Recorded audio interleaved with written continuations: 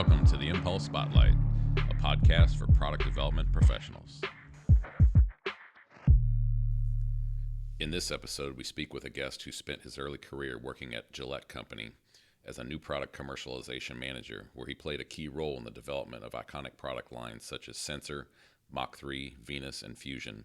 In his spare time, he enjoys traveling with his family and spending time with his children and grandchildren.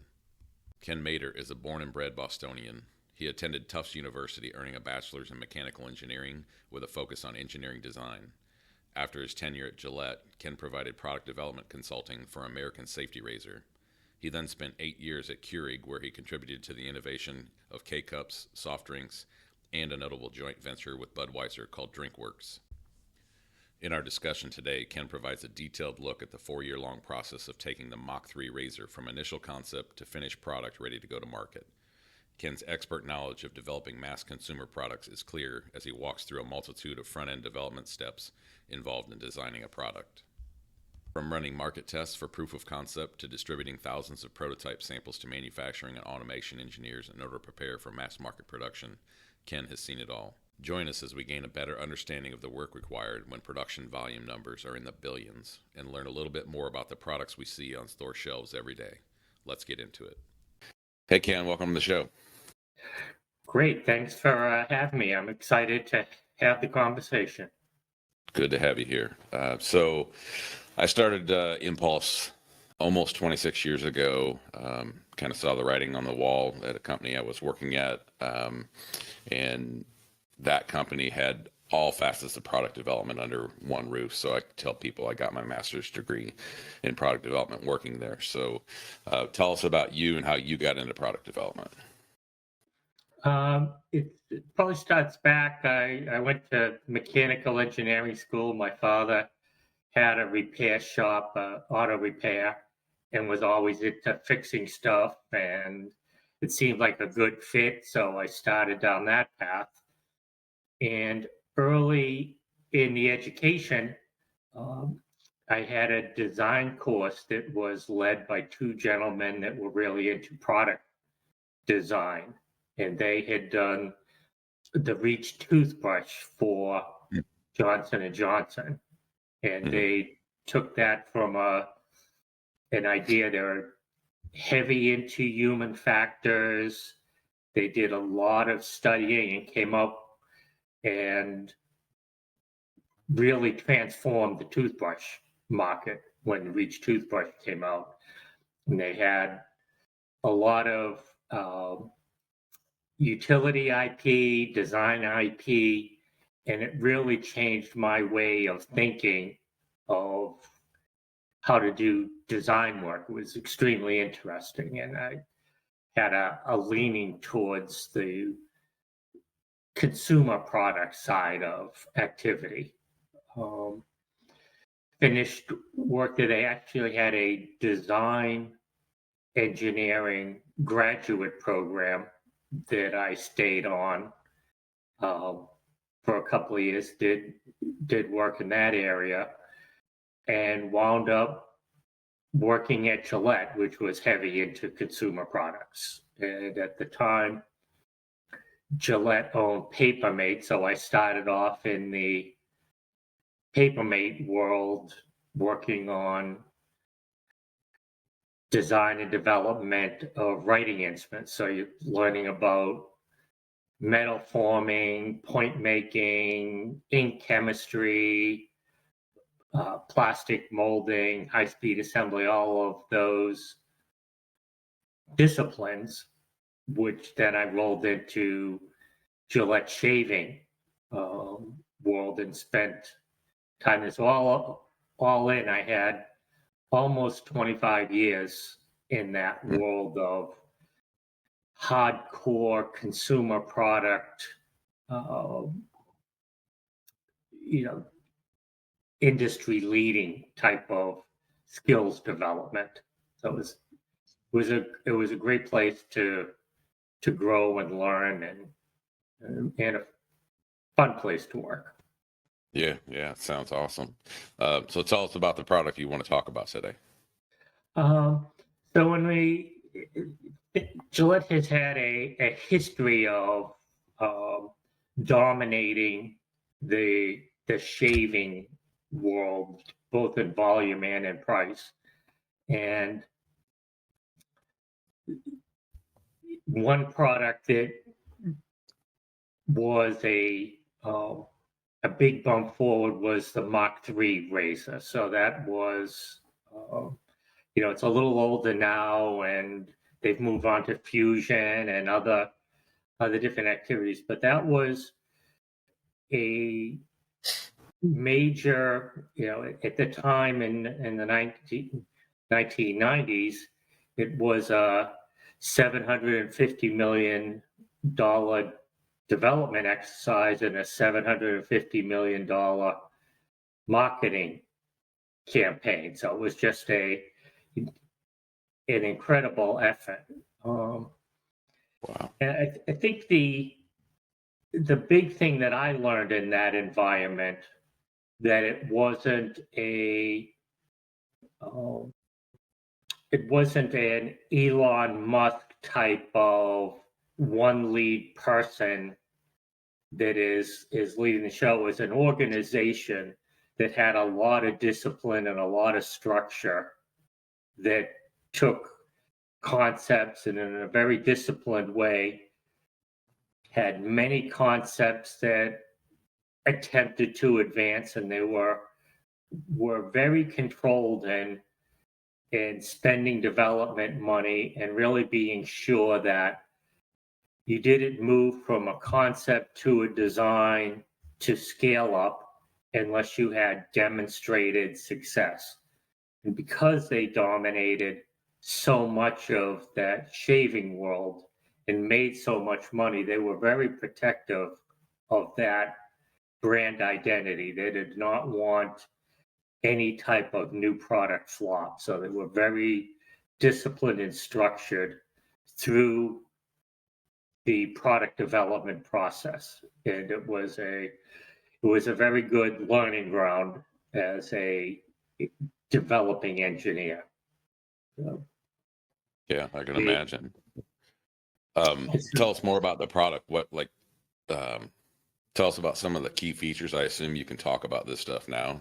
It's certainly and innovations that happened. So the way their world worked is they had an advanced concepts group that was in a separate facility in a separate country, and it was just a think tank working on concepts. And as one new product was launched, before it was even launched, they were working on what are the next ones. And there could be 20 in the pipeline. And for one to advance, it had to demonstrate that it was significantly improved over the existing marketplace. So they would do market testing, shave testing, because there was no way to ensure that you had a superior shave without shaving it with people. So they had to, the R&D group had to say, here's a 3-day bladed concept, and we've identified how we make it perform. And they would have several market shave tests and say, yes, you have demonstrated that's better than the market. And it was a team of very smart people that developed that. And then they would hand that concept to the design group. And there were certainly designers embedded in the concept group that would come with the transition. And the design group took that concept that was 3 blades over 2, and how do you put design specifications around that you can make millions a day, make them at high speed, mold them, assemble them, put a blade edge on the blades, and make sure that when you've taken that concept and put a a hard design around it that it still works, which is another team of people. So there are, there could be 20 plus people at this stage refining the design. Several hardcore designers, early phase machine designers, injection molders, all providing input so that when the design was complete, that it still delivered the performance that the concept demonstrated, but that it's prepared to be scaled up and brought into a factory with multi-cavity mold, so that when sometimes in prototypes you have handmade prototypes. In this world, a prototype was sample molds and making thousands and thousands of prototype pots. You had to be able to make enough prototypes so that automation engineers had enough pots to understand how they were going to put it through high-speed assembly, so that mold designers that were going to do high cavitation tooling could understand how they were going to be able to mold this at scale. Multi-material molds that had to put on elastomers, on hard plastics, and all of the integration of that. What is the design? What is the specification? How can we refine it and still deliver the performance? And from beginning to end, it was approximately a 4-year activity. And because you had to, in the design phase, after you've proven the concept, you have to then prove the design and have all of the design specifications developed. Samples get turned over to the commercial side of the organization, where they would do independent market testing and shave it against the existing products that are the best currently on the market, and proving out that level of performance. And then also early commercial activities of going to Walmart and Target and all of the big retailers and saying, here's our latest product, still in its prototype, design prototypes, which are still very sophisticated, and making sure that there's going to be peg space and the supply chain is prepared for it, and get an idea of what sell-in would look like, what is the volume expectation. So when you're looking at the capital investment of 10, 20, 30 high cavitation tools, how are you going to make sure that you make a wise capital investment, but also make sure that you have enough of the product available, so when you start filling the pipeline at Walmart and Costco and Target, that you have the millions and millions of units ready to go the first week that you want to start shipping the product. Sure.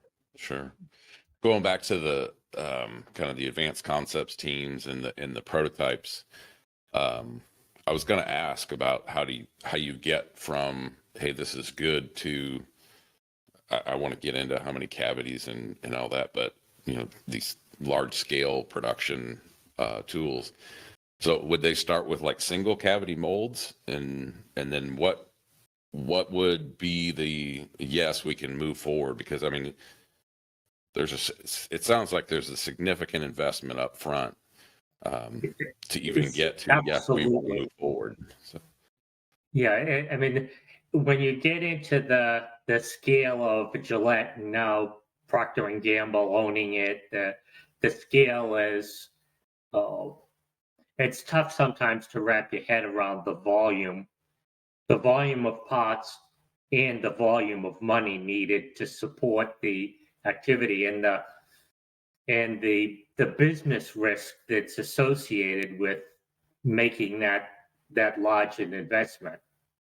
Um, so there is single cavity tooling, um, and like I say there's many concepts being developed and still going on. That it's PhDs in chemistry and biology as well as mechanical designers. So one of the when you see the evolution of fins on they've been around for a while, but when the elastomer fins first started appearing on razors, there is a there's an element of that does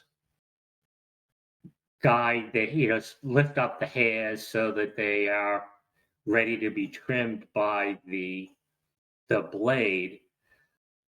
But one of the keys, and this wasn't put out, it didn't sell as well in the advertising, but one of the keys to why the fins were so important is that it would, as it was coming before the blade, it would uh, trigger the nerves in the face right before the blade to fire. It'd tickle it, they'd feel the sensation, and then the blade would make the first blade would start to engage the cut before the synapses of the nerve had a chance to recover and refire. So the cutting sensation and some of the pulling and the tugging was reduced. Some of that comes from sharper blades being properly positioned, but part of it is coming from the fins triggering the nerves. And so you have PhD scientists that are looking at skin science and hair science leading up to that. So there's a significant investment in all that activity, and then leading to single cavity tooling and understanding what goes into those early. It's not a trial and error process. It's a lot of structured discipline and putting objective measures around even at the concept stage, saying that this piece this long, this wide, at this position gives the result. interesting. Yeah. So they'll build the original injection mold tools. Is there ever okay, we need to go to another scale and maybe you'll build I don't know, 4 cavity type thing? Or do you go use that original injection mold tool all the way up until you're ready to scale up? Yeah. So a lot of times there will be work around what's going into being able to process, because a lot of times the dimensional control was so critical that a sample tool in a small press with a cold runner will be able to make a sample part, but there'd be questions about, well, what happens if we put that in a 32 cavity tool? Will we be able to fill these small little blade slots and have sharp corners and control the dimensions and have uh, adhesion between elastomer and hard plastic? So there would be 4 or 8 cavity pilot molds made early on so that you would be making product changes to refine the design in the four cavities, but you would be exploring process development and working with mold designers that would say, okay, yes, we can manifold this, we can hot date it, uh, you know, get it to a place where you can, hide the gate, so all of the aesthetics could be made. So there was a lot of um, development going on the process side. Um, Sure, sure. In the four cavity tool, would they use that to supply the manufacturing engineers that are putting the lines together and yeah, so a lot of the so for assembly equipment, starting up some of these lines, it could be anywhere from 1 to 10 assembly lines needed, and dealing with machine builders, there was always a need for hundreds of thousands of parts mm, to debug assembly equipment. So before you even got to the point of making production part number one, there were you could have millions of parts being molded for wow. developing feedables um, and and the discipline that was needed to keep track of that. So you could be at design rev 10 trying to understand the product, and you make you know 100,000 parts for feedables and machine trials, but very quickly the designers may have made two or three changes. So now you're on to two or three revs down the road and you're debugging assembly machines and so you'd have to make sure you understood, yeah, this rev 14 changes the product, but it's internal. It doesn't change feedables, tracks, pick and place units. Or if it does, that you then had to remake. So there's a lot of coordination of, um, it was, hundreds of people working on a project of this level. So Sure. so documentation, discipline, parts identification, stuff that seems routine that you would say, okay, don't mix up the old parts with the new parts. Seems like a very basic rule, but when you have, you know, you have old and then is it the new or the new, and so having naming conventions, identification disciplines, um, shipping product samples around the world. So you'd have a machine builder in England or Europe or the West Coast, and coordinating all of that. Sure.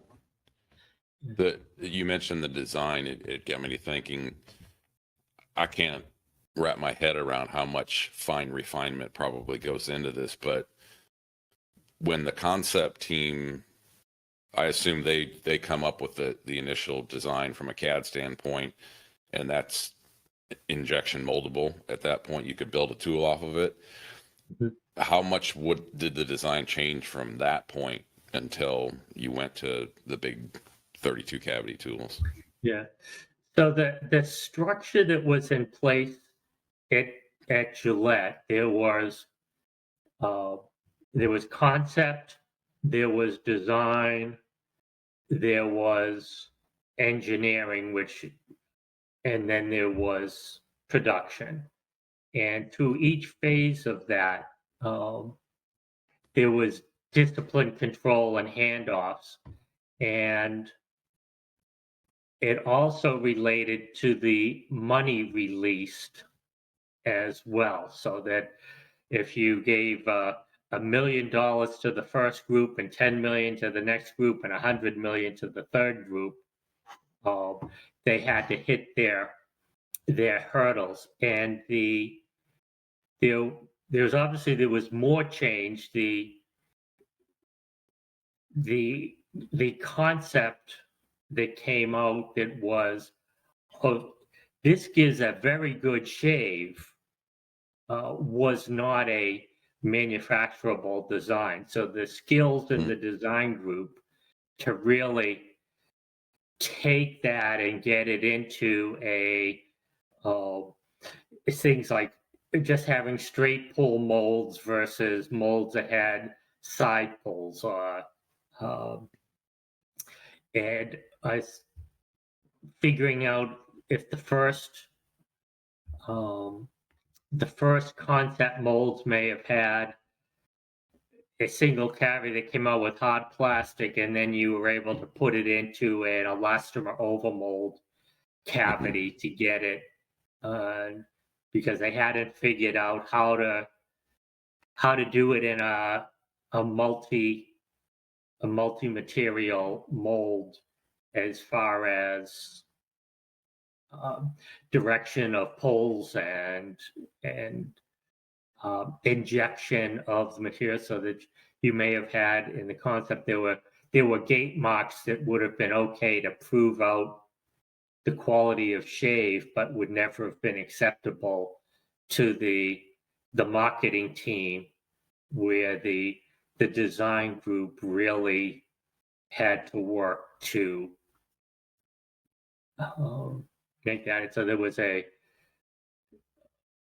significant change for that the design group wrapped around the concept, and then as it moved through the engineering and the scale up, the changes were slighter relative to draft angles and radii and details like that. Interesting. So there was a significant amount of work in the design phase then. The concept area was real R&D. Okay. And yeah, so it was significant design activity to get it to, and a lot of that had, so there were designers that were interacting with the concept group. So as concepts were advancing, still not ready to get turned over, there were designers working with them, so they were understanding what the features were of the concept. It wasn't a over the wall type of transfer. There was a lot of integration, and similar as the designers were refining the design and making it aesthetically pleasing with the commercial side of the organization, getting input for colors and ID shaping. There were injection mold designers and stamping designers working, saying, okay, if you make this thicker here or thinner here, it'll be easier to get through a high-speed stamping die. Because at the end of the day, it had to perform, but it also had to be made at cost. And so that if it didn't hit both of those hurdles, it was going to be kept work on until it did. Yeah. And all the tools were, once you got to scale, they were all 32 cavity? There was a variety depending on, there was some, like on a Mach 3, it's 3 blades. On a Fusion, it's 5 blades. There's a so that you would have the the blade support that holds the blade. You would have 5 of those, so you would have a higher speed stamping die that was banging out 5 times as many supports as you were the housing that held the um, pots. And then so oftentimes those were multi-material, so those would be 32 cavity molds. And there were some simpler plastic pots that could be made in 64 cavity molds, and they would need fewer molds. But um, the larger factories would be making billions and billions of plastic pots. Yeah, and I Going assume in. you had multiple molds just because you had different manufacturing locations for logistics. Well, just even in one factory, you might have 10 32 cavity molds Oh running wow, one slot. It was it is a it is a high volume business in that's terms crazy. of um, there's certainly somewhere between 500 million and a billion, depending on how you do the counting of, well, there's different variants, um, Hmm. but yeah, really big numbers. So the changes and mistakes um, would be very expensive. So once a design advanced to production, you could have a great idea for changing that design, but it got incorporated into the next one because a lot of times what it would cost would be significant. So there would, Sure, sure. On the for the overmolding, were those two shot molds, or did you literally have to mold the hard plastic and insert it into the next mold to be able? they were all 2 shot. Okay, okay. Yeah, the volume was such that it would, Yeah, I couldn't imagine. Like it'd no, have to be robotic if you're going to do that, but even that would be pretty extensive. yeah, any of the elastomerics were all multi-shot. Very cool. Um, so switching gears just a little bit as we kind of start to wrap up, what are some of the, I guess, the trends that you see emerging in product development? Um, so after Gillette, I worked at Keurig, um, Mhm. and in the K cup appliance world, and it was interesting observing.